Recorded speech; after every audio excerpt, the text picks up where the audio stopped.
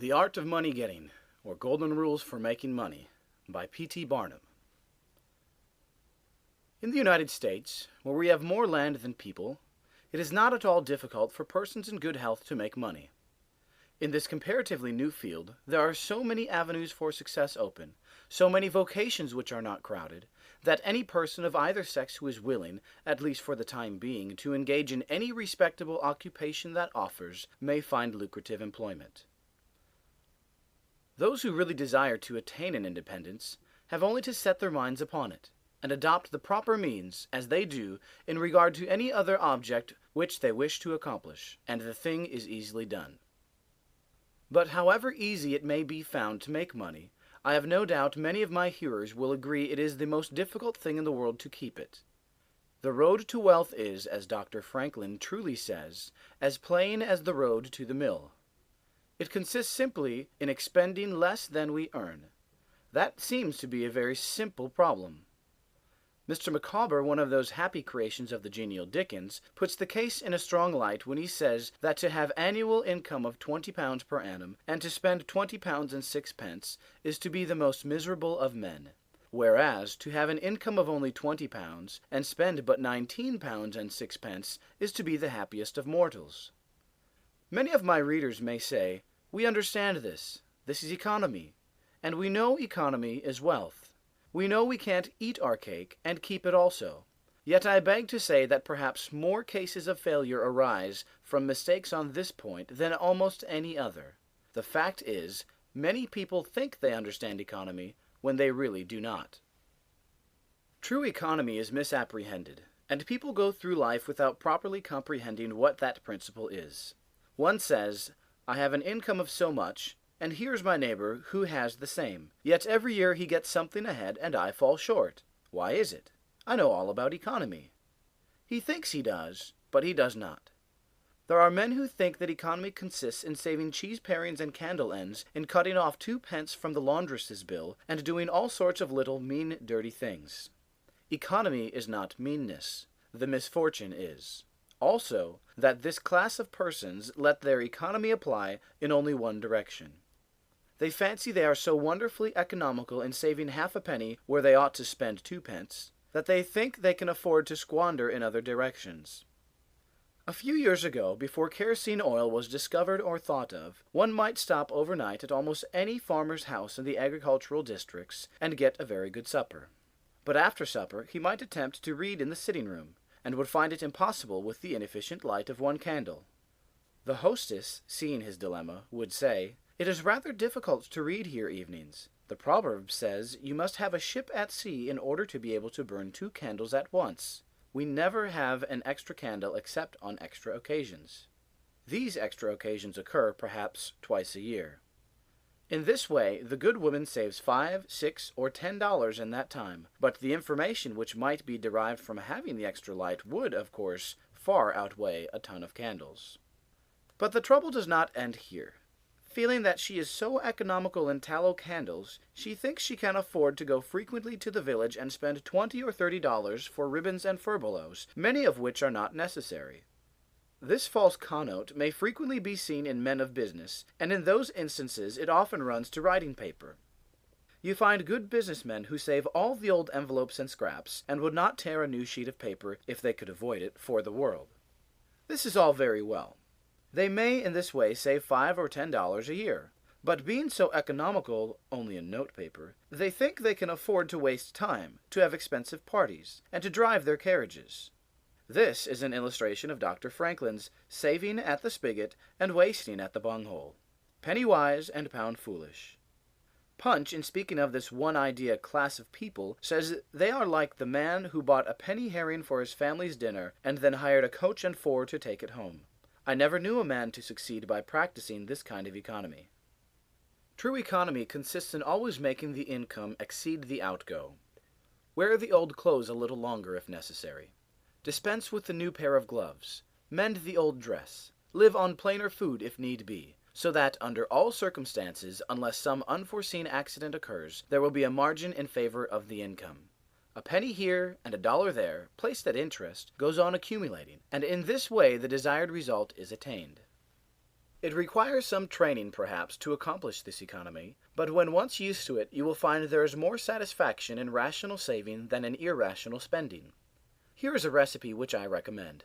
I have found it to work an excellent cure for extravagance, and especially for mistaken economy.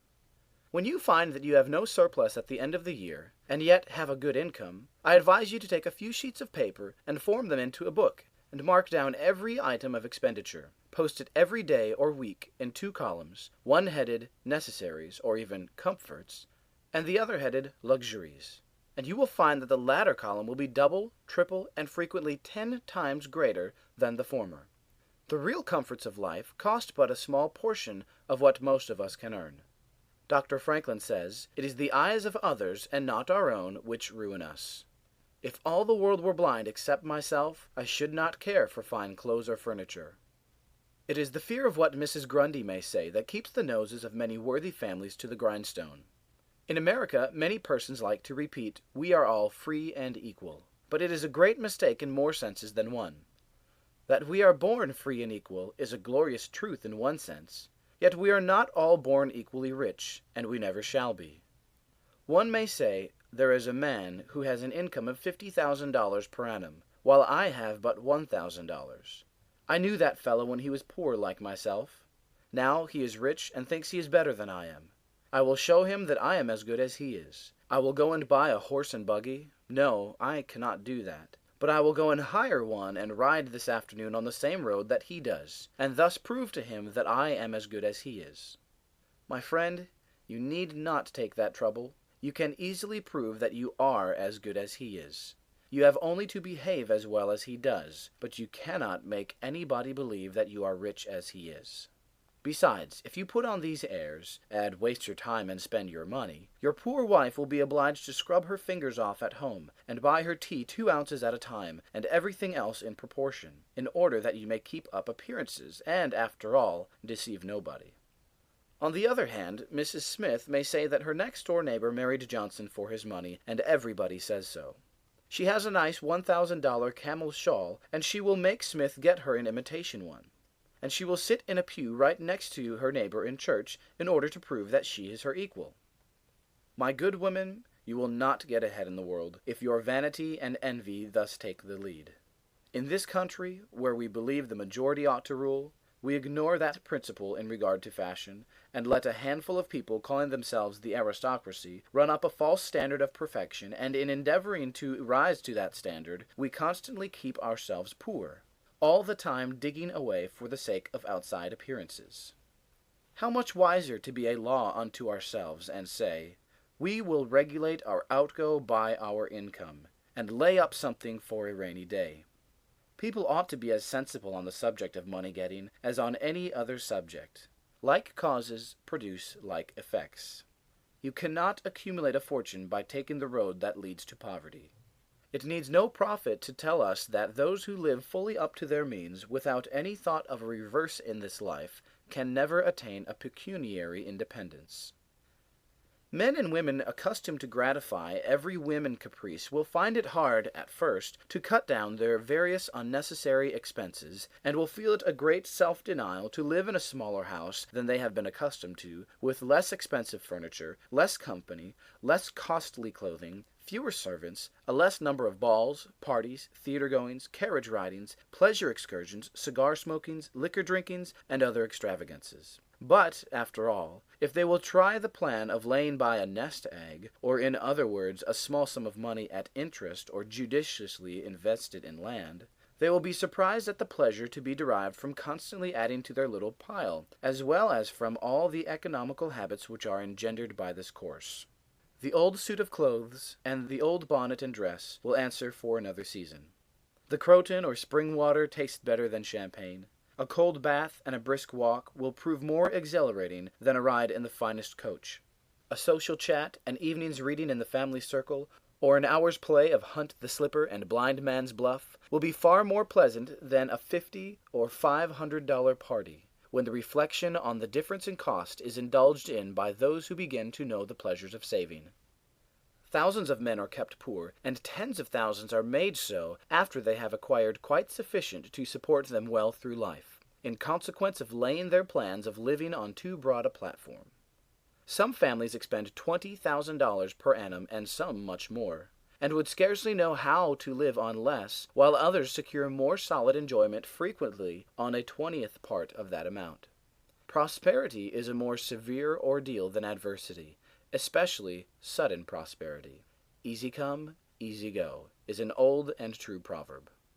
A spirit of pride and vanity, when permitted to have full sway, is the undying cankerworm which gnaws the very vitals of a man's worldly possessions, let them be small or great, hundreds or millions. Many persons, as they begin to prosper, immediately expand their ideas and commence expending for luxuries, until, in a short time, their expenses swallow up their income, and they become ruined in their ridiculous attempts to keep up appearances and make a sensation. I know a gentleman of fortune who says that when he first began to prosper, his wife would have a new and elegant sofa. That sofa, he says, cost me $30,000.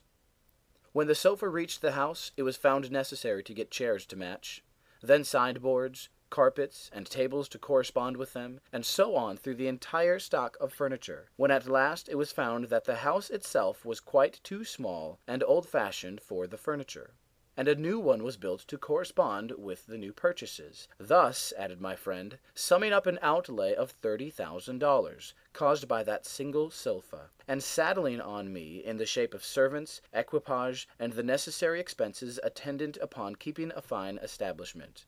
A yearly outlay of $11,000, and a tight pinch at that, whereas 10 years ago we lived with much more real comfort, because with much less care and on as many hundreds.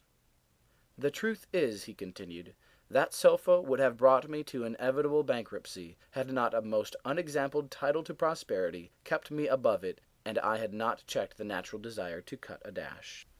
The foundation of success in life is good health. That is the substratum of fortune. It is also the basis of happiness.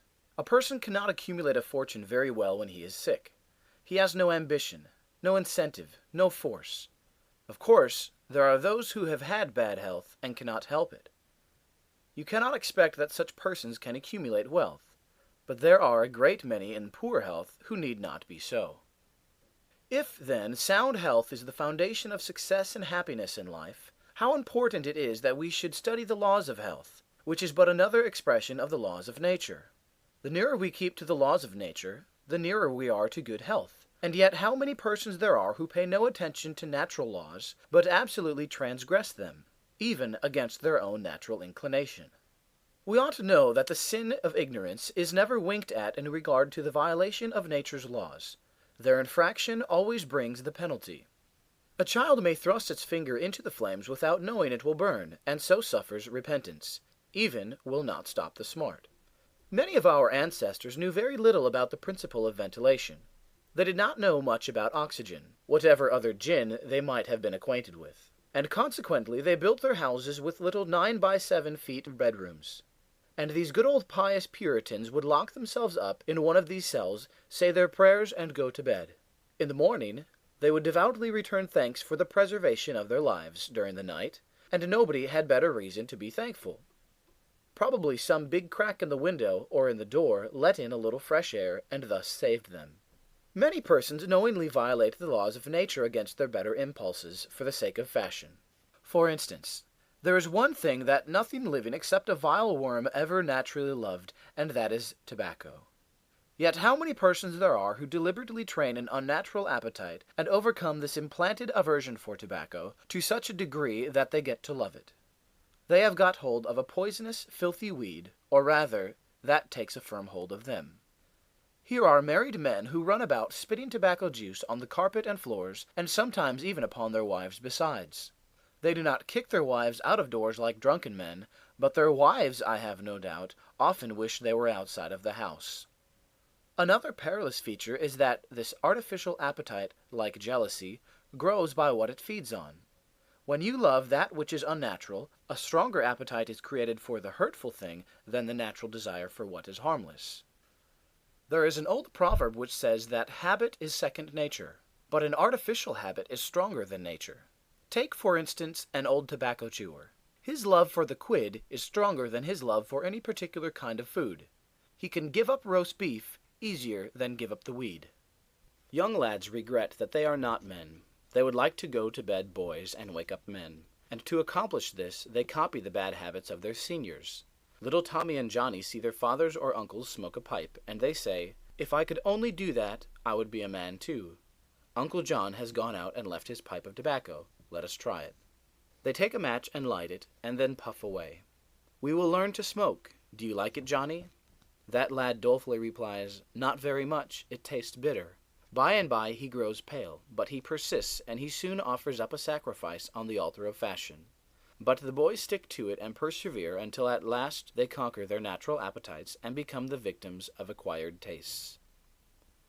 I speak by the book, for I have noticed its effects on myself, having gone so far as to smoke 10 or 15 cigars a day, although I have not used the weed during the last 14 years and never shall again. The more a man smokes, the more he craves smoking. The last cigar smoked simply excites the desire for another, and so on incessantly. Take the tobacco chewer. In the morning, when he gets up, he puts a quid in his mouth and keeps it there all day, never taking it out except to exchange for a fresh one, or when he is going to eat. Oh, yes, at intervals during the day and evening, many a chewer takes out the quid and holds it in his hand long enough to take a drink, and then pop, it goes back again. This simply proves that the appetite for rum is even stronger than that for tobacco. When the tobacco chewer goes to your country seat, and you show him your grapery and fruit house, and the beauties of your garden, when you offer him some fresh, ripe fruit and say, "My friend, I have got here the most delicious apples and pears and peaches and apricots. I have imported them from Spain, France, and Italy. Just see those luscious grapes. There is nothing more delicious, nor more healthy than ripe fruit. So help yourself." I want to see you delight yourself with these things. He will roll the dear quid under his tongue and answer, "No, I thank you, I have got tobacco in my mouth." His palate has become narcotized by the noxious weed, and he has lost, in a great measure, the delicate and enviable taste for fruits. This shows what expensive, useless, and injurious habits men will get into. I speak from experience. I have smoked until I trembled like an aspen leaf. The blood rushed to my head, and I had a palpitation of the heart which I thought was heart disease, till I was almost killed with fright. When I consulted my physician, he said, "Break off tobacco using." I was not only injuring my health and spending a great deal of money, but I was setting a bad example. I obeyed his counsel. No young man in the world ever looked so beautiful as he thought he did behind a 15-cent cigar or a meerschaum. These remarks apply with tenfold force to the use of intoxicating drinks. To make money requires a clear brain. A man has got to see that 2 and 2 make 4. He must lay all his plans with reflection and forethought, and closely examine all the details and the ins and outs of business, as no man can succeed in business unless he has a brain to enable him to lay his plans, and reason to guide him in their execution. So no matter how bountifully a man may be blessed with intelligence, if the brain is muddled and his judgment warped by intoxicating drinks, it is impossible for him to carry on business successfully. How many good opportunities have passed, never to return, while a man was sipping a social glass with his friend? How many foolish bargains have been made under the influence of the nervine, which temporarily makes its victim think he is rich? How many important chances have been put off until tomorrow, and then forever, because the wine cup has thrown the system into a state of lassitude, neutralizing the energies so essential to success in business? Verily, wine is a mocker. The use of intoxicating drinks as a beverage is as much an infatuation as is the smoking of opium by the Chinese, and the former is quite as destructive to the success of the businessman as the latter. It is an unmitigated evil, utterly indefensible in the light of philosophy, religion, or good sense. It is the parent of nearly every other evil in our country. Don't mistake your vocation. The safest plan, and the one most sure of success for the young man starting in life, is to select the vocation which is most congenial to his tastes. Parents and guardians are often quite too negligent in regard to this. It is very common for a father to say, for example, "I have 5 boys. I will make Billy a clergyman, John a lawyer, Tom a doctor, and Dick a farmer." He then goes into town and looks about to see what he will do with Sammy. He returns home and says, "Sammy, I see watchmaking is a nice genteel business. I think I will make you a goldsmith." He does this regardless of Sam's natural inclinations or genius. We are all, no doubt, born for a wise purpose. There is as much diversity in our brains as in our countenances. Some are born natural mechanics, while some have great aversion to machinery. Let a dozen boys of 10 years get together, and you will soon observe 2 or 3 are whittling out some ingenious device, working with locks or complicated machinery. When they were but 5 years old, their father could find no toy to please them like a puzzle. They are natural mechanics, but the other 8 or 9 boys have different aptitudes. I belong to the latter class. I never had the slightest love for mechanism. On the contrary, I have a sort of abhorrence for complicated machinery. I never had ingenuity enough to whittle a cider tap so it would not leak. I never could make a pen that I could write with, or understand the principle of a steam engine. If a man was to take such a boy as I was, and attempt to make a watchmaker of him, the boy might, after an apprenticeship of 7 or 5 years, be able to take apart and put together a watch, but all through life he would be working uphill and seizing every excuse for leaving his work and idling away his time. Watchmaking is repulsive to him. Unless a man enters upon the vocation intended for him by nature and best suited to his peculiar genius, he cannot succeed. I am glad to believe that the majority of persons do find their right vocation, yet we see many who have mistaken their calling, from the blacksmith up, or down, to the clergyman. You will see, for instance, that extraordinary linguist, the learned blacksmith, who ought to have been a teacher of languages, and you may have seen lawyers, doctors, or clergymen who were better fitted by nature for the anvil or the lapstone. Select the right location. After securing the right vocation, you must be careful to select the proper location. You may have been cut out for a hotel keeper, and they say it requires a genius to know how to keep a hotel. You might conduct a hotel like clockwork, and provide satisfactorily for 500 guests every day. Yet, if you should locate your house in a small village where there is no railroad communication or public travel, the location would be your ruin. It is equally important that you do not commence business where there are already enough to meet all demands in the same occupation. I remember a case which illustrates this subject. When I was in London in 1858, I was passing down Holborn with an English friend and came to the penny shows. They had immense cartoons outside, portraying the wonderful curiosities to be seen all for a penny. Being a little in the show line myself, I said, "Let us go in here." We found ourselves in the presence of the illustrious showman, and he proved to be the sharpest man in that line I had ever met. He told us some extraordinary stories in reference to his bearded ladies, his albinos, and his armadillos, which we could hardly believe, but thought it better to believe than look after the proof. He finally begged to call our attention to some wax statuary, and showed us a lot of the dirtiest and filthiest wax figures imaginable. They looked as if they had not seen water since the deluge. "What is there so wonderful about your statuary?" I asked. "I beg you not to speak so satirically," he replied. "Sir, these are not Madame Tussaud's wax figures, all covered with gilt and tinsel and imitation diamonds, and copied from engravings and photographs. Mine, sir, were taken from life. Whenever you look upon one of those figures, you may consider that you are looking upon the living individual." Glancing casually at them, I saw one labeled Henry VIII, and feeling a little curious upon seeing that it looked like Calvin Edson, the living skeleton, I said, "Do you call that Henry VIII?" He replied, "Certainly, sir. It was taken from life at Hampton Court, by special order of His Majesty, on such a day." He would have given the hour of the day if I had resisted.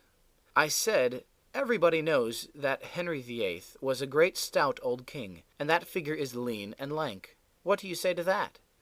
"Why," he replied, "you would be lean and lank yourself if you sat there as long as he has."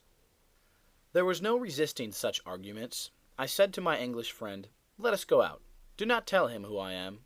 I show the white feather. He beats me." He followed us to the door, and seeing the rabble in the street, he called out, "Ladies and gentlemen, I beg to draw your attention to the respectable character of my visitors," pointing to us as we walked away. I called upon him a couple of days afterwards and told him who I was, and said, "My friend, you are an excellent showman, but you have selected a bad location." He replied, "This is true, sir. I feel that all my talents are thrown away. But what can I do?" "You can go to America," I replied. "You can give full play to your faculties over there, and you will find plenty of elbow room in America. I will engage you for 2 years. After that, you will be able to go on your own account." He accepted my offer and remained 2 years in my New York museum. He then went to New Orleans and carried on a traveling show business during the summer. Today, he is worth $60,000, simply because he selected the right vocation and also secured the proper location. The old proverb says, "3 removes are as bad as a fire." But when a man is in the fire, it matters but little how soon or how often he removes. Avoid debt. Young men starting in life should avoid running into debt. There is scarcely anything that drags a person down like debt. It is a slavish position to get in. Yet we find many a young man hardly out of his teens running in debt. He meets a chum and says, "Look at this, I've got trusted for a new suit of clothes." He seems to look upon the clothes as so much given to him. Well, it frequently is so, but if he succeeds in paying and then gets trusted again, he is adopting a habit which will keep him in poverty throughout life. Debt robs a man of his self-respect, and makes him almost despise himself, grunting and groaning, working for what he has eaten up or worn out. And now when he is called upon to pay up, he has nothing to show for his money. This is properly termed working for a dead horse. I do not speak of merchants buying and selling on credit, or of those who buy on credit in order to turn the purchase to a profit. The old Quaker said to his farmer, "John, never get trusted, but if thee gets trusted for anything, let it be for manure, because that will help thee pay it back again." Mr. Beecher advised young men to get in debt if they could, to a small amount in the purchase of land in the county districts. If a young man, he says, will only get in debt for some land and then get married, these 2 things will keep him straight, or nothing will. This may be safe to a limited extent, but getting in debt for what you eat and drink and wear is to be avoided. Some families have a foolish habit of getting credit at the stores, and thus frequently purchase many things which might have been dispensed with. It is all very well to say, "I have got trusted for 60 days, and if I don't have the money, the creditor will think nothing about it." There is no class of people in the world who have such good memories as creditors. When the 60 days runs out, you will have to pay. If you do not pay, you will break your promise, and probably resort to a falsehood. You may make some excuse or get in debt elsewhere to pay it, but that only involves you the deeper. A good-looking, lazy young fellow was the apprentice boy Horatio. His employer said, "Horatio, did you ever see a snail?" "I think I have," he drawled out. "You must have met him then, for I am sure you never overtook one," said the boss. Your creditor will meet you or overtake you and say, "Now, my young friend, you agree to pay me. You have not done it, you must give me your note." You give the note on interest, and it commences working against you. It is a dead horse. The creditor goes to bed at night and wakes up in the morning better off than when he retired to bed, because his interest has increased during the night. But you grow poorer while you are sleeping, for the interest is accumulating against you. Money is in some respects like fire. It is a very excellent servant, but a terrible master. When you have it mastering you, when interest is constantly piling up against you, it will keep you down in the worst kind of slavery. But let money work for you, and you have the most devoted servant in the world. It is no eye-servant. There is nothing animate or inanimate that will work so faithfully as money when placed at interest, well secured. It works night and day, and in the wet or dry weather. I was born in the blue law state of Connecticut, where the old Puritans had laws so rigid that it was said, "They fined a man for kissing his wife on Sunday." Yet these rich old Puritans would have thousands of dollars at interest, and on Saturday night would be worth a certain amount. On Sunday they would go to church and perform all the duties of a Christian. On waking up on Monday morning, they would find themselves considerably richer than the Saturday night previous, simply because their money placed at interest had worked faithfully for them all day Sunday according to law. Do not let it work against you. If you do, there is no chance for success in life so far as money is concerned. John Randolph, the eccentric Virginian, once exclaimed in Congress, "Mr. Speaker, I have discovered the philosopher's stone. Pay as you go." This is indeed nearer to the philosopher's stone than any alchemist has yet arrived. Persevere. When a man is in the right path, he must persevere. I speak of this because there are some persons who are born tired, naturally lazy, and possessing no self-reliance and no perseverance. But they can cultivate these qualities, as Davy Crockett said. "This thing remember, when I am dead, be sure you are right, then go ahead." It is this go-aheadativeness, this determination not to let the horrors or the blues take possession of you, so as to make you relax your energies in the struggle for independence, which you must cultivate. How many have almost reached the goal of their ambition, but, losing faith in themselves, have relaxed their energies, and the golden prize has been lost forever. It is no doubt often true, as Shakespeare says, "There is a tide in the affairs of men, which, taken at the flood, leads on to fortune." If you hesitate, some bolder hand will stretch out before you and get the prize. Remember the proverb of Solomon, "He becometh poor that dealeth with a slack hand, but the hand of the diligent maketh rich." Perseverance is sometimes but another word for self-reliance. Many persons naturally look on the dark side of life and borrow trouble. They are born so. Then they ask for advice, and they will be governed by one wind and blown by another, and cannot rely upon themselves. Until you can get so that you can rely upon yourself, you need not expect to succeed. I have known men personally who have met with pecuniary reverses and absolutely committed suicide because they thought they could never overcome their misfortune. But I have known others who have met more serious financial difficulties and have bridged them over by simple perseverance, aided by a firm belief that they were doing justly and that Providence would overcome evil with good. You will see this illustrated in any sphere of life. Take two generals, both understand military tactics, both educated at West Point, if you please, both equally gifted. Yet one having this principle of perseverance and the other lacking it, the former will succeed in his profession, while the latter will fail. You may hear the cry, "The enemy are coming, and they have got cannon." "Got cannon," says the hesitating general. "Yes." "Then halt every man." He wants time to reflect. His hesitation is his ruin. The enemy passes unmolested or overwhelms him, while on the other hand the general of pluck, perseverance, and self-reliance goes into battle with a will, and amid the clash of arms, the booming of cannon, the shrieks of the wounded, and the moans of the dying, you will see this man persevering, going on, cutting and slashing his way through with unwavering determination, inspiring his soldiers to deeds of fortitude, valor, and triumph. Whatever you do, do it with all your might. Work at it, if necessary, early and late, in season and out of season, not leaving a stone unturned, and never deferring for a single hour that which can be done just as well now. The old proverb is full of truth and meaning. Whatever is worth doing at all is worth doing well. Many a man acquires a fortune by doing his business thoroughly, while his neighbor remains poor for life because he only half does it. Ambition, energy, industry, perseverance are indispensable requisites for success in business. Fortune always favors the brave, and never helps a man who does not help himself. It won't do to spend your time like Mr. Micawber in waiting for something to turn up.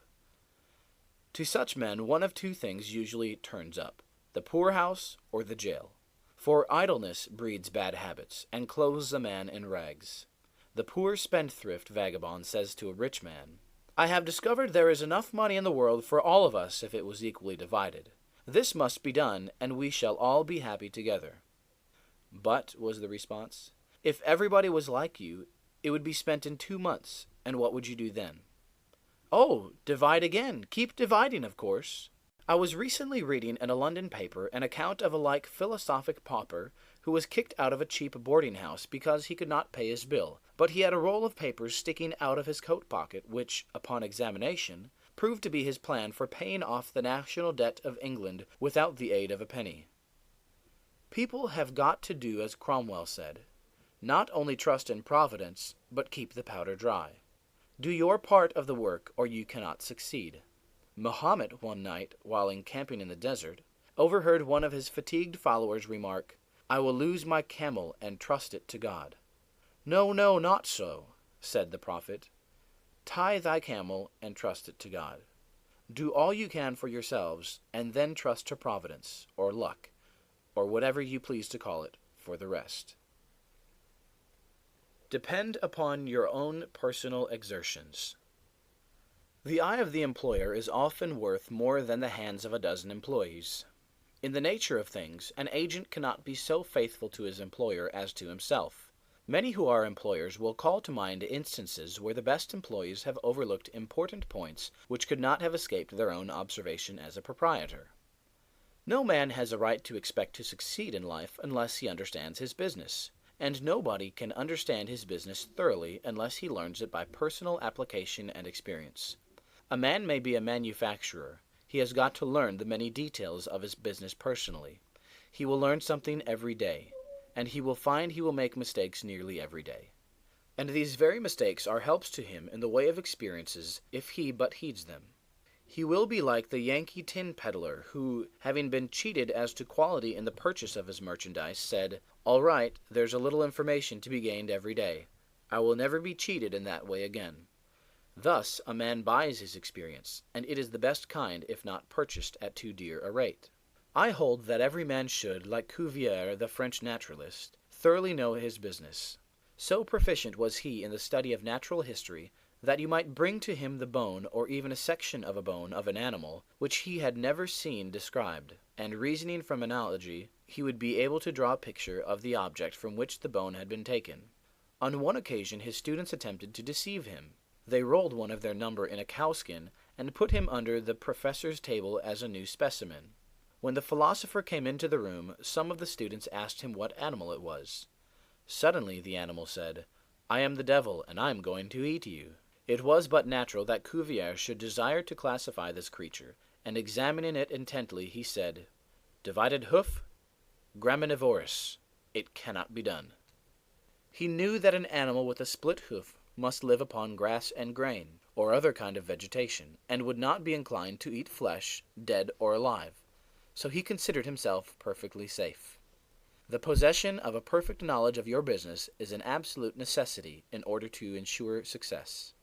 Among the maxims of the elder Rothschild was one all-apparent paradox: be cautious and bold. This seems to be a contradiction in terms, but it is not, and there is great wisdom in the maxim. It is, in fact, a condensed statement of what I have already said.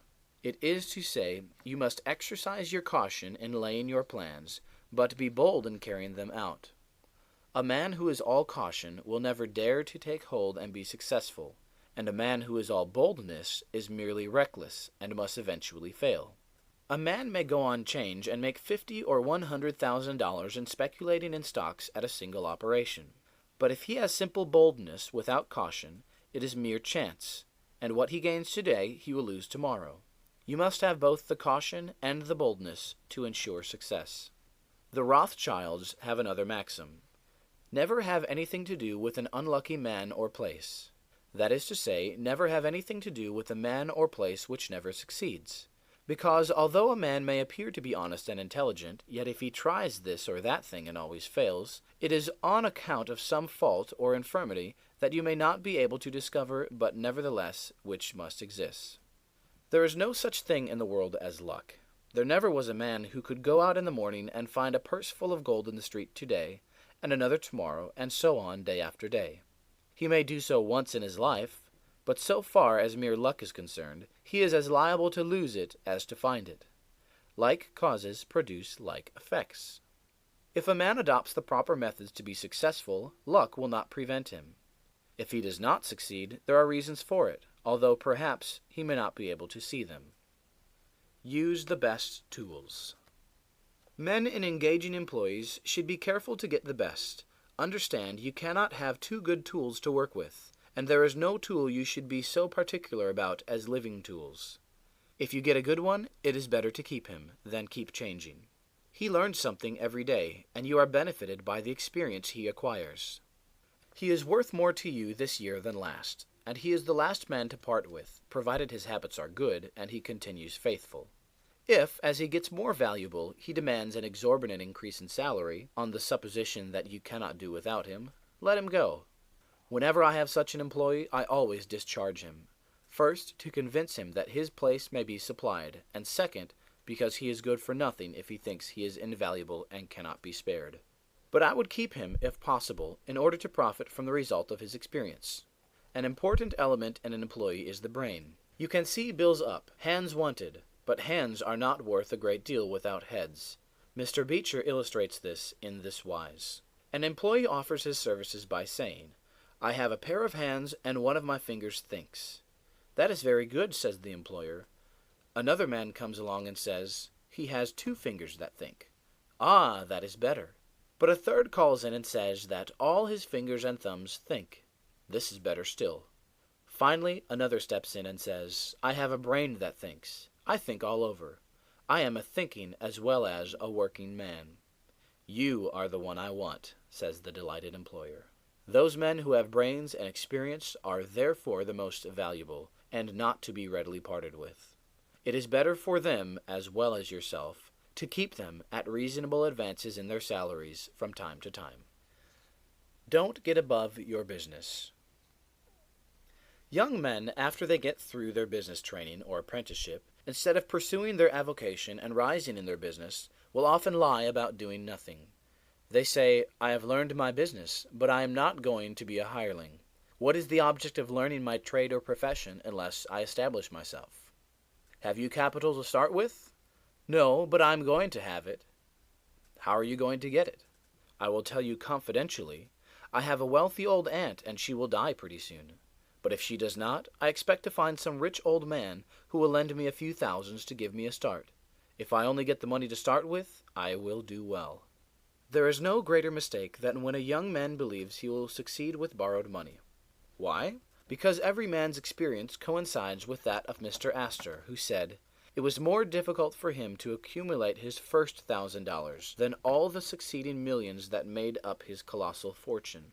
Money is good for nothing unless you know the value of it by experience. Give a boy $20,000 and put him in business, and the chances are that he will lose every dollar of it before he is a year older. Like buying a ticket in the lottery and drawing a prize, it is easy come, easy go. He does not know the value of it. Nothing is worth anything unless it costs effort. Without self-denial and economy, patience and perseverance, and commencing with capital which you have not earned, you are not sure to succeed in accumulating. Young men, instead of waiting for dead man's shoes, should be up and doing, for there is no class of persons who are so unaccommodating in regard to dying as these rich old people, and it is fortunate for the expectant heirs that it is so. 9 out of 10 of the rich men of our country today started out in life as poor boys, with determined wills, industry, perseverance, economy, and good habits. They went on gradually, made their own money, and saved it, and this is the best way to acquire a fortune. Stephen Girard started life as a poor cabin boy, and died worth $9 million. A.T. Stewart was a poor Irish boy, and he paid taxes on $1.5 million of income per year. John Jacob Astor was a poor farmer boy, and died worth 20 millions. Cornelius Vanderbilt began life rowing a boat from Staten Island to New York. He presented our government with a steamship worth $1 million, and died worth 50 million. There is no royal road to learning, says the proverb, and I may say that it is equally true, there is no royal road to wealth. But I think there is a royal road to both. The road to learning is a royal one. The road that enables the student to expand his intellect and add every day to his stock of knowledge, until, in the pleasant process of intellectual growth, he is able to solve the most profound problems, to count the stars, to analyze every atom of the globe, and to measure the firmament. This is a regal highway, and it is the only road worth traveling. So in regard to wealth, go on in confidence, study the rules, and above all things study human nature. For the proper study of mankind is man. And you will find that while expanding the intellect and the muscles, your enlarged experience will enable you every day to accumulate more and more principle, which will increase itself by interest and otherwise, until you arrive at a state of independence. You will find, as a general thing, that the poor boys get rich and the rich boys get poor. For instance, a rich man at his decease leaves a large estate to his family. His eldest sons, who have helped him earn his fortune, know by experience the value of money, and they take their inheritance and add to it. The separate portions of the young children are placed at interest, and the little fellows are patted on the head and told a dozen times a day, "You are rich, you will never have to work, you can always have whatever you wish, for you were born with a golden spoon in your mouth." The young heir soon finds out what that means. He has the finest dresses and playthings, he is crammed with sugar candies and almost killed with kindness, and he passes from school to school, petted and flattered. He becomes arrogant and self-conceited, abuses his teachers, and carries everything with a high hand. He knows nothing of the real value of money, having never earned any, but he knows all about the golden spoon business. At college he invites his poor fellow students to his room, where he wines and dines them. He is cajoled and caressed, and called a glorious good fellow, because he is so lavish of his money. He gives his game suppers, drives his fast horses, invites his chum to fetes and parties, determined to have lots of good times.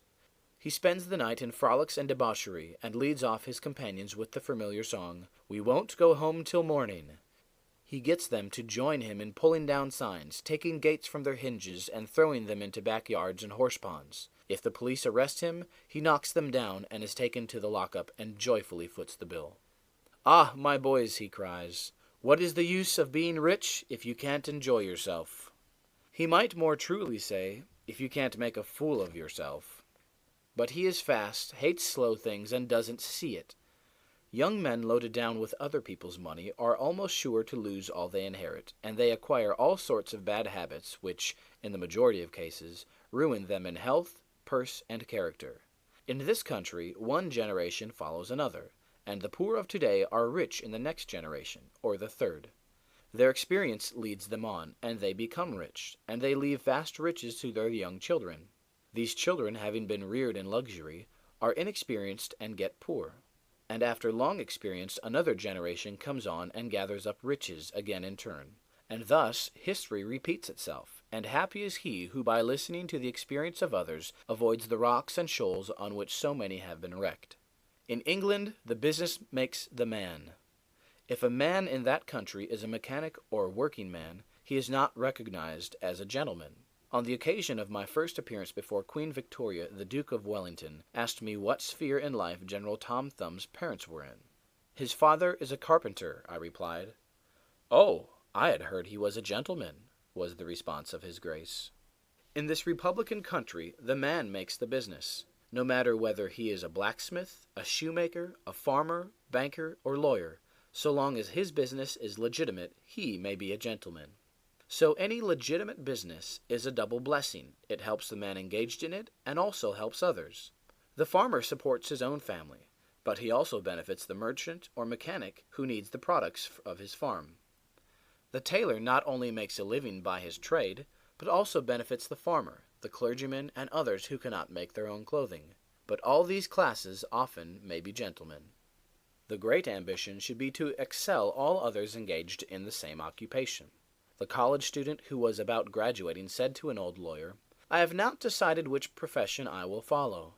Is your profession full?" "The basement is much crowded, but there's plenty of room upstairs," was the witty and truthful reply. No profession, trade, or calling is overcrowded in the upper story.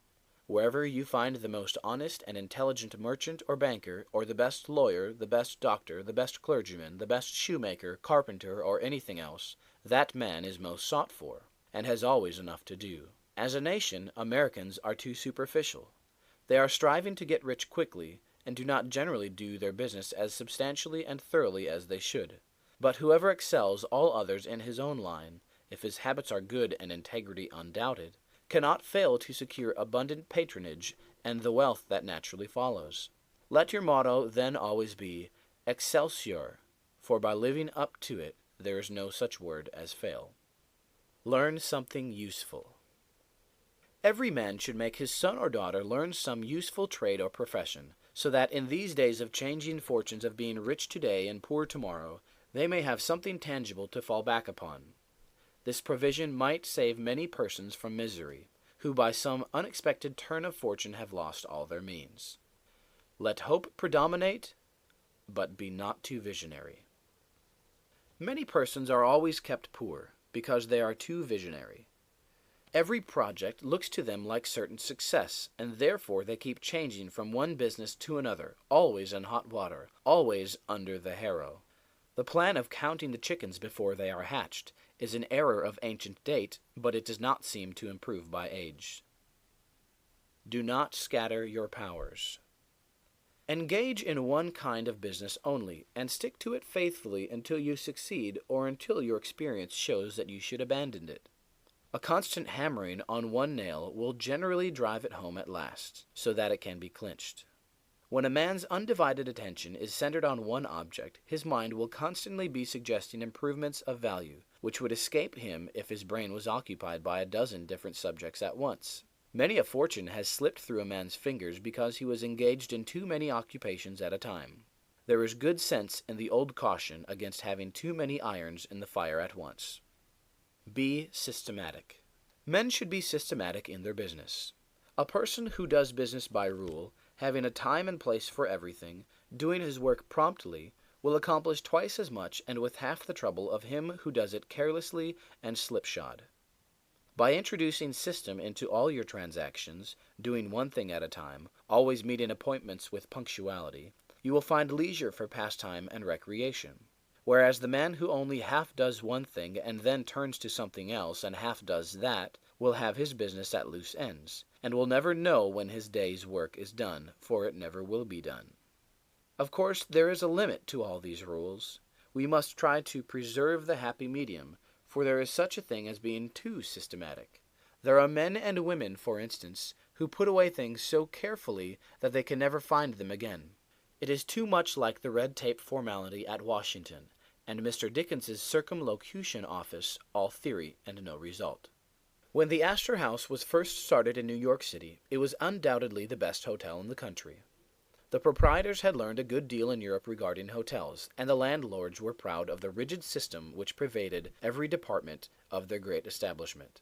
When 12 o'clock at night had arrived, and there were a number of guests around, one of the proprietors would say, "Touch that bell, John," and in 2 minutes 60 servants, with a water bucket in each hand, would present themselves in the hall. "This," said the landlord, addressing his guests, "is our fire bell. It will show you we are quite safe here. We do everything systematically." This was before the Croton water was introduced into the city. But they sometimes carried their system too far. On one occasion, when the hotel was thronged with guests, one of the waiters was suddenly indisposed, and although there were 50 waiters in the hotel, the landlord thought he must have his full complement or his system would be interfered with. Just before dinner time, he rushed downstairs and said, "There must be another waiter. I am one waiter short. What can I do?" He happened to see Boots, the Irishman. "Pat," said he, "wash your hands and face, take that white apron, and come into the dining room in 5 minutes." Presently, Pat appeared as requested, and the proprietor said, "Now, Pat, you must stand behind these 2 chairs and wait on the gentleman who will occupy them. Did you ever act as a waiter?" "I know all about it, sure, but I never did it." Like the Irish pilot, on one occasion when the captain, thinking he was considerably out of his course, asked, "Are you certain you understand what you are doing?" Pat replied, "Sure, and I knows every rock in the channel."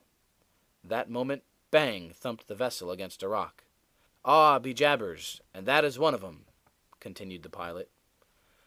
But to return to the dining room, "Pat," said the landlord, "here we do everything systematically. You must first give the gentlemen each a plate of soup, and when they finish that, ask them what they will have next." Pat replied, "Ah, and I understand perfectly the vartues of the system." Very soon in came the guests. The plates of soup were placed before them. One of Pat's 2 gentlemen ate his soup, the other did not care for it. He said, "Waiter, take this plate away and bring me some fish." Pat looked at the untasted plate of soup, and remembering the instructions of the landlord in regard to system, replied, "Not till ye have eat your soup." Of course, that was carrying system entirely too far. Read the newspapers. Always take a trustworthy newspaper, and thus keep thoroughly posted in regard to the transactions of the world. He who is without a newspaper is cut off from his species. In these days of telegraphs and steam, many important inventions and improvements in every branch of trade are being made, and he who don't consult the newspapers will soon find himself and his business left out in the cold. Beware of outside operations. We sometimes see men who have obtained fortunes suddenly become poor. In many cases, this arises from intemperance, and often from gaming and other bad habits. Frequently, it occurs because a man has been engaged in outside operations of some sort. When he gets rich in his legitimate business, he is told of a grand speculation where he can make a score of thousands. He is constantly flattered by his friends, who tell him that he is born lucky, that everything he touches turns to gold. Now, if he forgets that his economical habits, his rectitude of conduct, and a personal attention to a business which he understood, caused his success in life, he will listen to the siren voices. He says, "I will put in $20,000. I have been lucky, and my good luck will soon bring me back $60,000. A few days elapse, and it is discovered he must put in $10,000 more.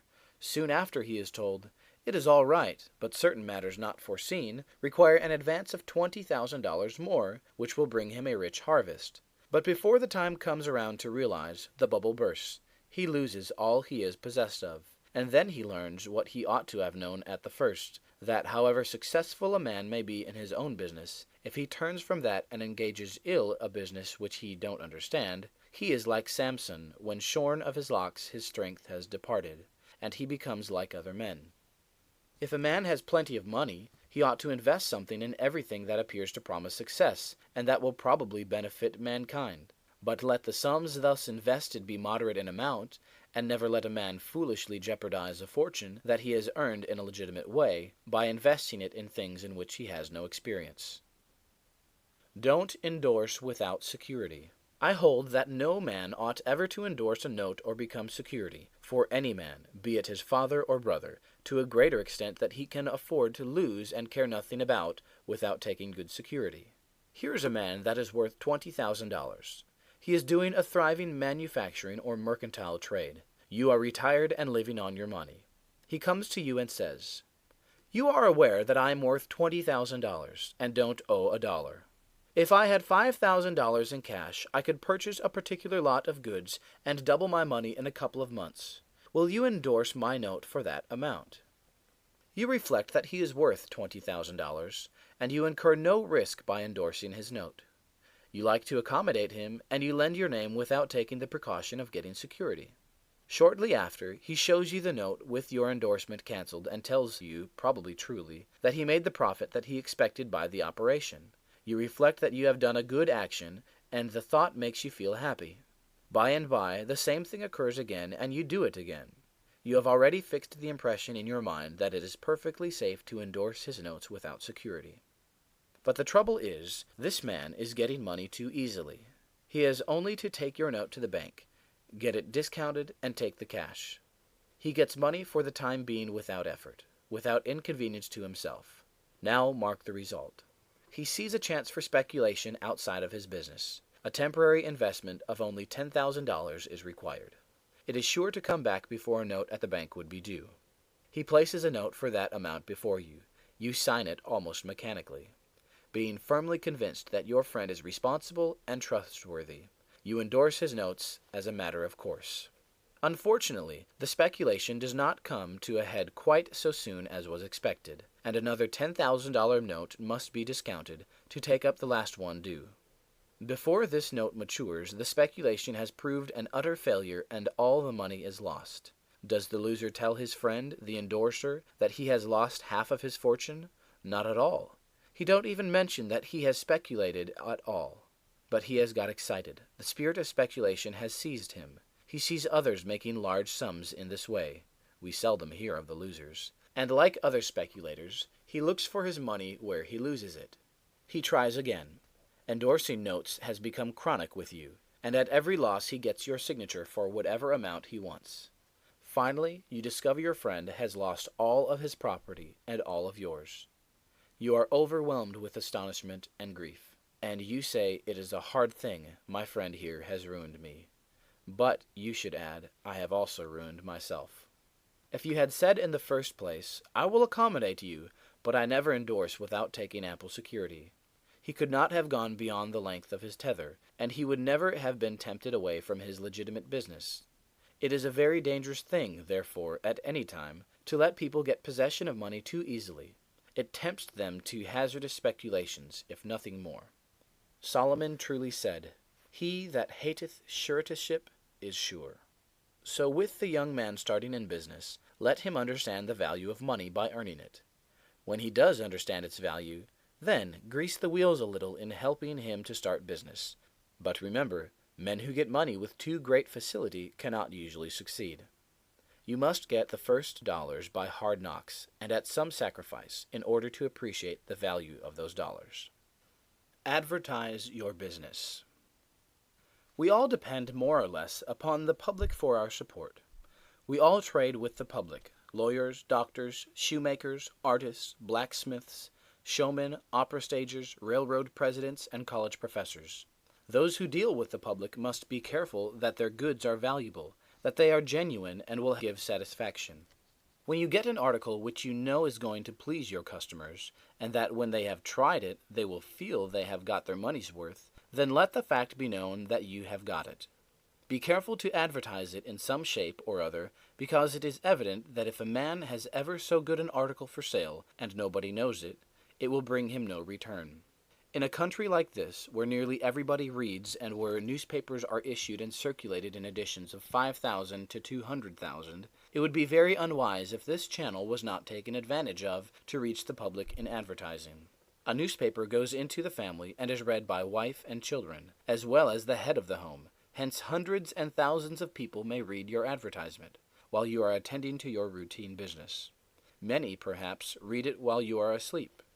The whole philosophy of life is, first sow, then reap. That is the way the farmer does. He plants his potatoes and corn, and sows his grain, and then goes about something else, and the time comes when he reaps. But he never reaps first and sows afterward. This principle applies to all kinds of business, and to nothing more eminently than to advertising. If a man has a genuine article, there is no way in which he can reap more advantageously than by sowing to the public in this way. He must, of course, have a really good article, and one which will please his customers. Anything spurious will not succeed permanently because the public is wiser than many imagine. Men and women are selfish, and we all prefer purchasing where we can get the most for our money, and we try to find out where we can most surely do so. You may advertise a spurious article and induce many people to call and buy at once, but they will denounce you as an impostor and swindler, and your business will gradually die out and leave you poor. This is right. Few people can safely depend upon chance custom. You all need to have your customers return and purchase again. A man said to me, I have tried advertising and did not succeed, yet I have a good article. I replied, My friend, there may be exceptions to a general rule, but how do you advertise? I put it in a weekly newspaper 3 times and paid $1.50 for it. I replied, Sir, advertising is like learning. A little is a dangerous thing. A French writer says that the reader of a newspaper does not see the first mention of an ordinary advertisement. The second insertion he sees, but does not read. The third insertion he reads. The fourth insertion, he looks at the price. The fifth insertion, he speaks of it to his wife. The sixth insertion, he is ready to purchase. And the seventh insertion, he purchases. Your object in advertising is to make the public understand what you have got to sell. And if you have not the pluck to keep advertising until you have imparted the information, all the money you have spent is lost. You are like the fellow who told the gentleman if he would give him 10 cents it would save him $1. How can I help you so much with such a small sum? Asked the gentleman in surprise. I started out this morning, hiccuped the fellow, with the full determination to get drunk, and I have spent my only $1 to accomplish the object, and it has not quite done it. 10 cents worth more of whiskey would just do it, and in this manner I should save the dollar already expended. So a man who advertises at all must keep it up until the public know who and what he is, and what his business is, or else the money invested in advertising is lost. Some men have a peculiar genius for writing a striking advertisement, one that will arrest the attention of the reader at first sight. This fact, of course, gives the advertiser a great advantage. Sometimes a man makes himself popular by an unique sign or a curious display in his window. Recently, I observed a swing sign extending over the sidewalk in front of a store, on which was the inscription in plain letters, "Don't read the other side." Of course I did, and so did everybody else. And I learned that the man had made all independence by first attracting the public to his business in that way and then using his customers well afterwards. Genin, the hatter, bought the first Jenny Lind ticket at auction for $225 because he knew it would be a good advertisement for him. "Who is the bidder?" said the auctioneer as he knocked down that ticket at Castle Garden. "Genin, the hatter," was the response. Here were thousands of people from the Fifth Avenue and from distant cities in the highest stations in life. "Who is Genin, the hatter?" they exclaimed. They had never heard of him before. The next morning the newspapers and telegraph had circulated the facts from Maine to Texas, and from 5 to 10 millions of people had read that the tickets sold at auction for Jenny Lind's first concert amounted to about $20,000, and that a single ticket was sold at $225 to Genin the hatter. Men throughout the country involuntarily took off their hats to see if they had a Genin hat on their heads.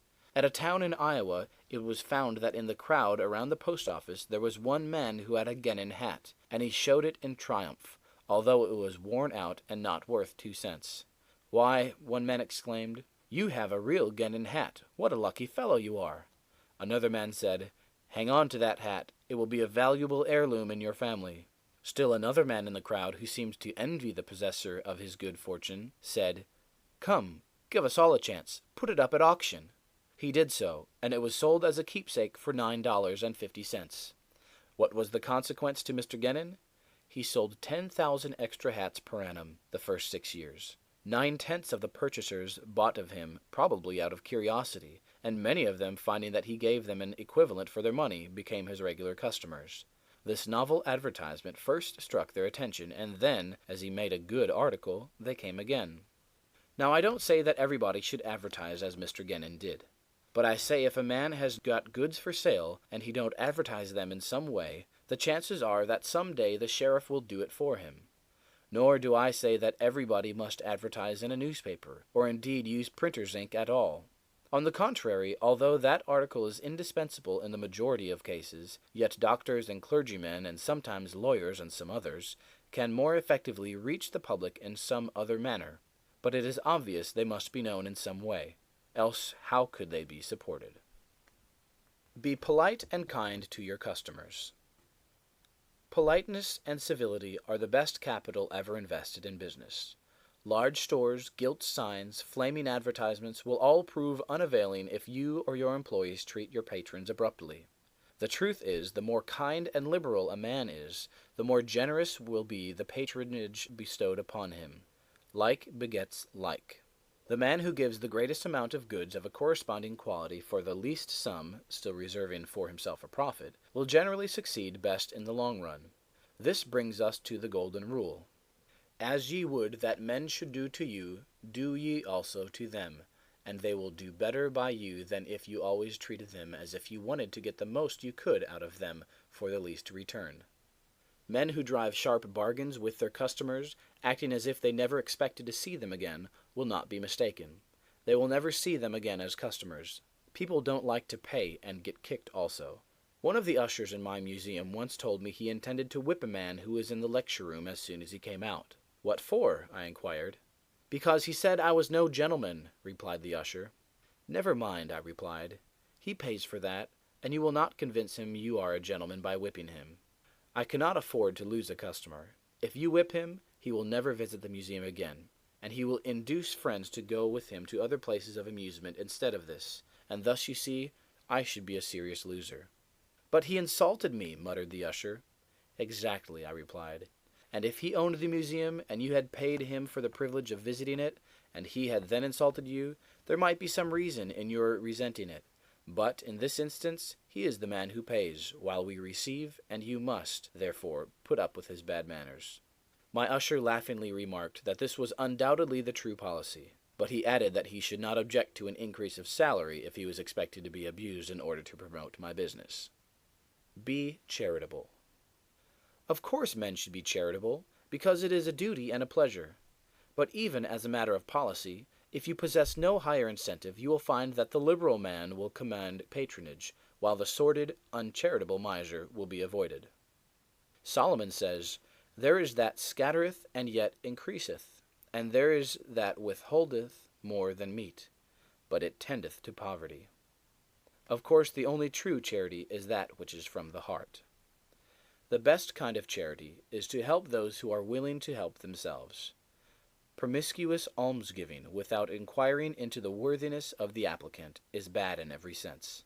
But to search out and quietly assist those who are struggling for themselves is the kind that scattereth and yet increaseth. But don't fall into the idea that some person's practice of giving a prayer instead of a potato, and a benediction instead of bread, to the hungry. It is easier to make Christians with full stomachs than empty. Don't blab. Some men have a foolish habit of telling their business secrets. If they make money, they like to tell their neighbors how it was done. Nothing is gained by this, and ofttimes much is lost. Say nothing about your profits, your hopes, your expectations, your intentions, and this should apply to letters as well as to conversation. Goethe makes Mephistopheles say, "Never write a letter nor destroy one." Businessmen must write letters, but they should be careful what they put in them. If you are losing money, be specially cautious and not tell of it, or you will lose your reputation. Preserve your integrity. It is much more precious than diamonds or rubies.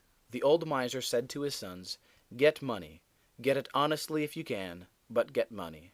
This advice was not only atrociously wicked, but it was the very essence of stupidity. It was as much as to say, if you find it difficult to obtain money honestly, you can easily get it dishonestly.